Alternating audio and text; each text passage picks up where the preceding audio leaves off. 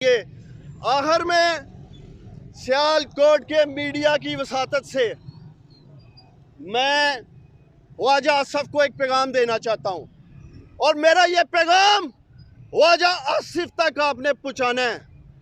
کان کھول کے سن لو خواجہ آصف، جس بغیرتی اور جس بشرمی پہ تم اترے ہو، ہمت کرو، اخلاقی جرات کا مظاہرہ کرو، الیکشن کے میدان میں میری ماں کا مقابلہ کرو 8 فروری کو۔ عثمان ڈار اپنی ماں کے ساتھ کھڑا ہے، اور میں دیکھوں گا الیکشن میں کہ میری ماں کے ساتھ کون ظلم کرتا ہے۔ میں یہی اعلان کرنے آیا تھا کہ میں اپنی ماں کے ساتھ کھڑا ہوں۔ اگر تم میں غیرت ہے، بغیرت شخص، تو آنا، بھاگنا نہیں الیکشن میں۔